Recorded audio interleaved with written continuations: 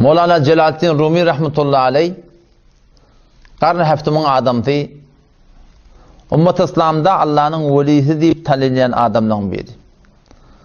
Awal bir diyalog bir ahunmuştuk. Bir diyten bir dili var, diyten bir ilmine gedek qata, anır başına yeten adammıştık. Otam bir yaşlı olsup, tonraq bir Hudaýyň benneti, bir Hudaýlykly benne şahsi binamy Şems-i Tebrizi şoňa tataşýar. Oşa sebäp bolýan Mevlana bolmakda. Mevlana Celaleddin Rumi alim jahanda şonuň adynyň paş bolmaklygyna, şöhret tapmaklygyna sebäp bolýar. Çok önemli diýip şu Şems-i Tebrizi rahmetullahi aleyh çyndan bir Hudaýlykly adammışdy. Hudaýlykly adam mezeriye. Peygamber Hudaý Aleyhisselam sen şu öde behterin insan, kamilterin insan, eşrefterin insan ve peygamberlerin sünnet. Şoň şagirdlerine yaparmıştı. Çünkü şol kamil bolanlyk derekli, şu suratında kamil şagirdlerde cemaat täbliğ ettirler. Mevlana Celaleddin Rumi rahmetullahi aleyh de Şems-i Tebrizi tataşýar. O zaman bir Şems-i Tebrizi on murşidi piri şoň. Men bir gece sen oýuna barıp galjak diýdi. Bolýa, Mevlana Celaleddin Rumi rahmetullahi aleyh bir mescidin imamy, bir hücreli, at awrayly adam. O zaman yatsı namazdan sonra öyle gelipdir. O zaman yatmaly wagt bolanda Mevlana Celaleddin Rumi rahmetullahi aleyhe murşidin dolam aýtdy diye şeýle men bir ozrum var.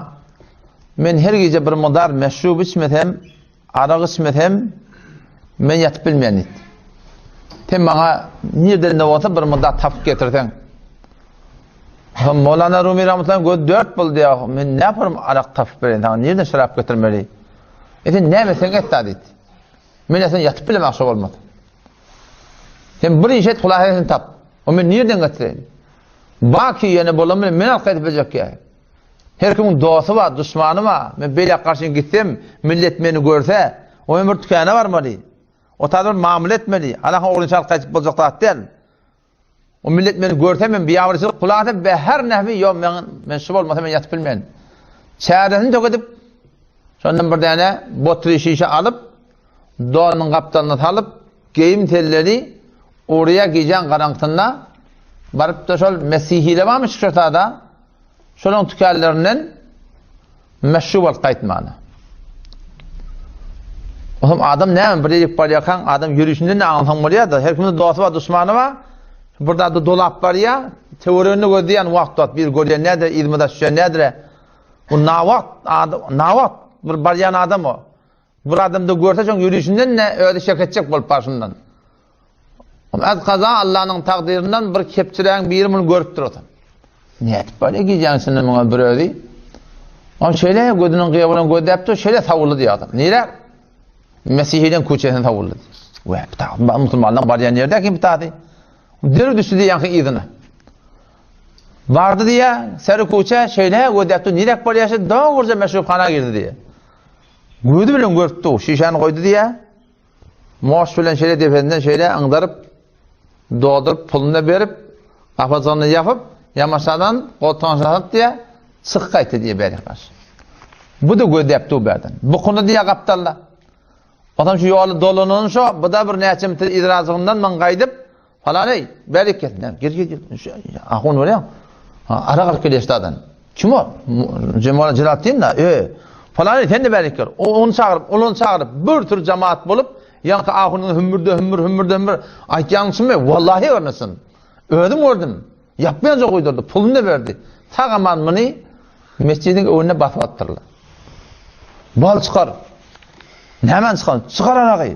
Yanaldın odun. Bunu iltir edip. Felletin atır. Bu da karışan verecek ya bakır. Ağrıya da olacak da. Yok. Başta burada attı. Ölme gerek. Mimanın kırbırda at. Verdiydim ben şaşırdım. Kıyık çiğinsin ne? Anırdan Şems-i Tebrizi çıktı diye. Adamlar neyem oldu baba? O ineleke murid deyip verensi değildi diye. Sen piri odan, bu da sen muridin odan, ineleke aralık geliyor dedi.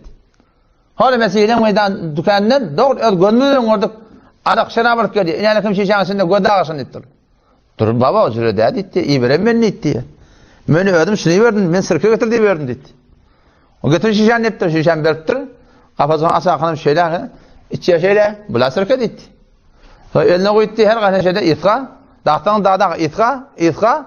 Sirke taş dedi. Yamaçlarda milletin ayağını yıkılıp ayeten bir bağışla var. Üçüncü tliyat. Tembil mahfede var falan da var. O da çoğuldu yamaçlardan. Şey dedi de koyup sıkıntı dedi. Am girdi diye öyle bu da asbaz yan pirin var diye bir ediniz ne ettin vallahi. Ne ettin şey ettin. O dedi diye o dedi in heme halka dayanyan halka taktıracak ki halk deyip verdin. Halkın marahim sana evonunu diyersin. Halkın tarif edenini diyersin. Tense hak halk diyenin nesi deydi. Bir kep bilen tenden diyenile bir kep bilen sana dolanırlar. Şun ne merdisi var? Şun mahluktan evone neme evmene neme. Halktan qav diyenin neme diyemenin neme. İl sana qav diyenin neme diyemenin neme. Şundan neme peyda varsa fani qav diyilmeklikten ferzen qavda deyilse şundan qavda olsan. Sen etsi ol halıqa yapıştı. Şu seni evteni. Sen son yanına makbul bol.